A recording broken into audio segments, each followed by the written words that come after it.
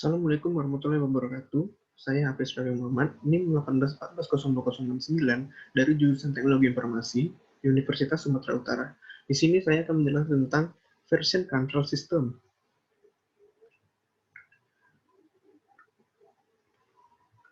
Apa itu version control system? Artinya adalah sebuah sistem yang merekam perubahan-perubahan pada sebuah file atau sekumpulan file waktu ke waktu sehingga Anda dapat mengingat versi khusus tertentu suatu saat nanti. Seperti misalnya kita merubah sebuah aplikasi, tapi aplikasi tersebut tidak sesuai kita inginkan. Jadi kita kembali ke versi sebelumnya sebelum kita ubah itu. Itu dia guna version control system.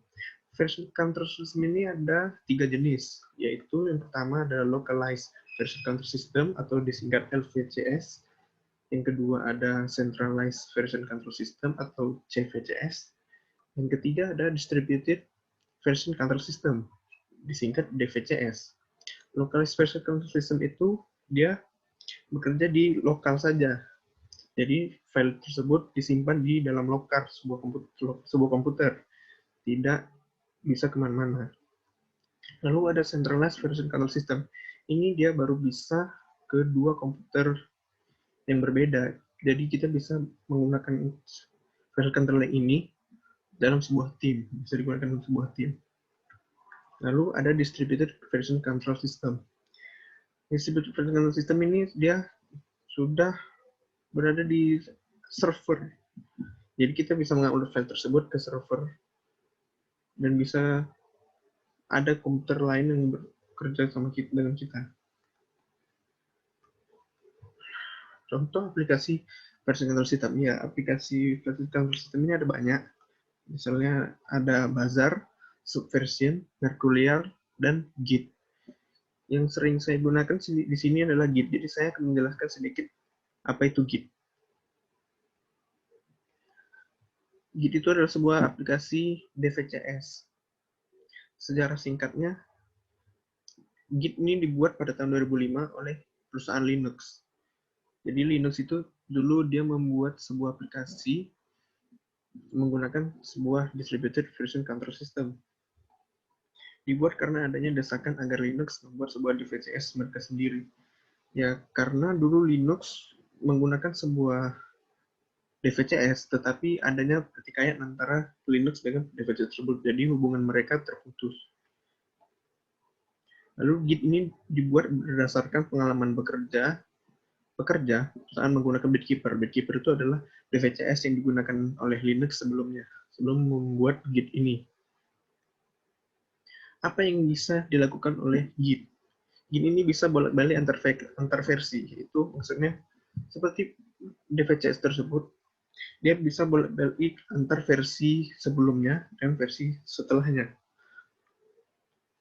Tinjau perbedaan antara versi tersebut ya. Git bisa melakukan penglihatan perbedaan antara aplikasi sebelum diubah atau setelah diubah. Apa yang berbeda dari dua tersebut? Git bisa meninjaunya. Periksa riwayat perubahan file. Git bisa memeriksa riwayat perubahan file yang terjadi di file yang baru. Memberi tag pada versi tertentu untuk referensi cepat. Jadi Git ini memberikan tag untuk perubahan yang kita buat agar versi tercepat. Tukarkan perubahan antar repository. Tinjau perubahan yang dibuat orang lain. Jadi dalam tim ada perubahan-perubahan yang terjadi di orang yang berbeda. Jadi kita bisa melihat orang ini membuat perubahan apa, orang yang lain membuat perubahan yang apa, atau kita membuat perubahan yang apa. Kita bisa lihat dalam Git ini. Fitur yang pertama itu adalah Git Snapshot. Git Snapshot ini adalah cara Git melacak riwayat kode kita. Pada dasarnya, mencatat seperti apa semua file Anda saat ini. Jadi, Git Snapshot ini mencatat semua file yang ada yang kita gunakan sekarang. Lalu kita sendiri yang memutuskan kapan akan mengambil snapshot dan dari file apa. Jadi kita sendiri yang memutuskan kapan kita mengambil sebuah snapshot tersebut dan dari file apa. Memiliki kemampuan untuk kembali mengunjungi snapshot apapun. Jadi ini bisa kembali ke kapan kita sudah mengambil snapshot tadi. Snapshot tadi itu kita buat dengan cara git commit. Jadi snapshot ini ada karena kita melakukan commit pada git. Bisa menjadi kata benda atau kata kerja. Saya menyetujui kode. Ini ditandai misalnya kita merubah sebuah kode. Kita bisa menandainya dengan cara mengubah kode. Misalnya kita mengubah kode CSS nih. Kita bisa tandai dengan cara menandainya dengan tulisan tersebut. Saya mengubah kode CSS atau kode HTML. Commit ini berisi 3 bagian, yaitu informasi tentang bagaimana file berubah dari file sebelumnya. Jadi dia ada informasi tentang file sebelumnya yang berubah dan yang sudah kita ubah, ada informasinya di situ. Lalu 2 referensi ke commit yang datang sebelumnya.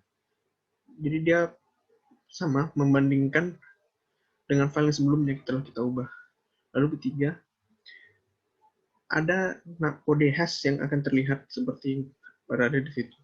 Dia angka-angka acak dan huruf acak. Git repository. Repository ini bisa berada di mesin lokal atau server. Server dari Git ini kita bisa namanya adalah GitHub. Tindakan menyalin repository jauh disebut cloning. Jadi, misalnya sebuah repository itu sudah berada di GitHub, tapi kita ingin memindahkannya ke komputer kita. Itu disebut dengan cloning. Cloning adalah seperti jarak jauh memungkinkan tim untuk bekerjasama ya. Karena cloning ini semua file yang berada di GitHub bisa kita download, kita masukkan ke dalam komputer kita masing-masing dalam sebuah tim tersebut. Proses mengunduh commit yang tidak ada di mesin Anda dari repository jarak jauh disebut pooling. Sama seperti cloning, pooling ini sama seperti cloning sebenarnya. Nah, lalu ada menambahkan perubahan dari komputer ke repository yang ada di server jarak jauh, itu disebut pushing change. Jadi kita nge-push aplikasi yang kita buat, yang kita ubah ke dalam GitHub dengan pushing change. Lalu tahap-tahap Git. Git ini ada 3 tahap. Pertama, file yang sudah kita buat, dia berada di working directory. Lalu di situ, baru working directory, diuploadlah ke dalam staging area. Kita tambahkan ke staging area, baru yang file yang berada di staging area tersebut, kita commit, baru dia berada di Git directory, atau GitHub, atau Git tersebut. Beradalah Git itu, file tersebut di dalam Git. Lalu kalau kita mau pindahin lagi ke working directory, kita ambil, kita download, itu menggunakan cloning atau git pull tadi. Sekian penjelasan singkat saya mengenai Git dan version control system. Apabila ada kesalahan, mohon dimaafkan. Baiklah, saya tutup. Assalamualaikum warahmatullahi wabarakatuh.